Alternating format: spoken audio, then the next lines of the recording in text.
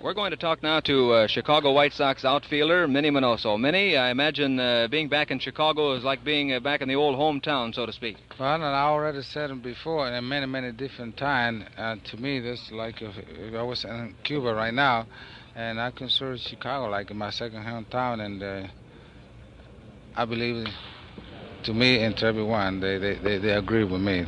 Chicago is my second home.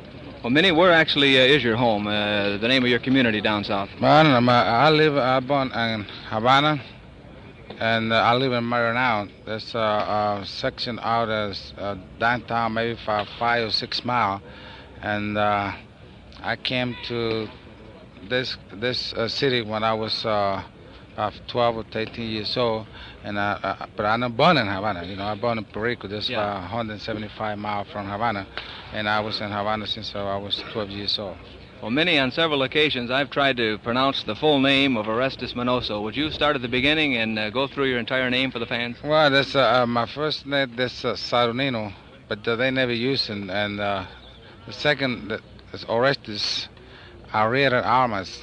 So Minoso is like a nickname they give me, and so far nobody like me to do it. Like when I sign an autograph or something, I read or something, oh no, you have to sign a minute, even if you're going to sign any kind of contract, and even that's not a right name, so they don't let me sign a reader. They want me to sign a Minoso, so I had to go over there to the lawyer and fix it and put a Minoso name too. So now that's correct. Well, Minnie Minoso, without a doubt, one of the most controversial figures in baseball is a fellow named Frank Lane, who more or less has been sort of like a godfather to you. How is Frank Lane to work for, actually? He's a very nice guy, a fine man to work for him, and he only have one thing. If you don't like it, he just come back and tell you. He not talk. He not talking in your back. He doesn't go to the press. No, he's not going in your back. He just tell you face to face, and I think it's very nice. And the law and the baseball concern, this is a game, and you know where you're born, but you don't know where you're going to die. If you really appreciate what anybody do for you, myself, in case, and especially I have to appreciate a lot of things for Frank. And I don't have anything to say against this gentleman, and anything I have to say about him. This a fine man, and to me, it was like a father. Well, no, he is an outstanding figure in baseball, controversial. You're working now for another one, a fellow named Bill Veeck. Well, no question about it. When I first came to Vic Veeck, I don't know, he was owner of the club before. When he was with Cleveland, he played paper game with me when I was in Tucson, Arizona, in 1949. I thought that he another guy to play, you know. And when I went to the dugout, Villa told me, "Minnie, you know who you was play paper game with him?" I said, "No." He said, "This is your boss." And I said, "But gee, wait, he look like he another ball player in the club. He not have like a lot of people, they have this big jaw and nothing like that. So I don't think that I have much to say, because whatever I'm going to say, the people know about him. He's a fine man, and he's a big boss, but he don't show out to no one that he's the big boss. So he just show like if you're any employee or something like that. So he's a hell of a man.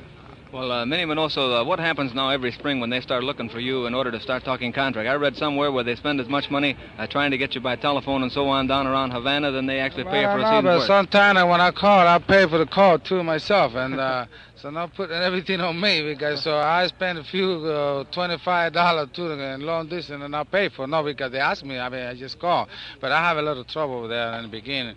My father having an accident, he lost one eye, and I be fight with him before about 8 or 7 years to having him back with me in Havana, and he just not like being in the city, because so he used to work all his life, and you know it's tough when a guy who's 66 years old, you want to have it in the city, and he didn't know when to come and give me a hard time, and after that he had an accident and lost his left eye, and that's what happened. But not because I don't want to come up, and because we have any argument with contract, everything was fine.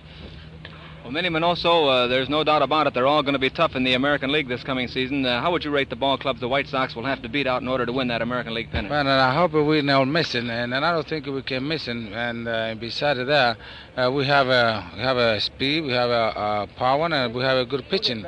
So I believe we're gonna be a tougher again, and I hope we will win this year by a month before the season is over, if it's possible. Well, Minnie, there's quite an interesting story in regards to you and the World Series ring. You played with second place Cleveland last year, but you sport a World Series ring. Would you tell the listeners in Kalamazoo about that? Well, I just teasing when I got in spring training, I saw they give a ring to everybody, and I said, well, no, I need one of those rings, and they promised they're going to give me one anyway, and I just want to keep it a souvenir. But if you don't have one this year, I hope and I believe we're going to have one for next year. Well, Minnie Minoso, I'll keep you no longer. Thank you very much for taking part in this interview, and we hope to come over here often this year and see Minnie Minoso in left field for the White Sox. Thank you very much. That was our visit with Chicago White Sox outfielder Minnie Minoso.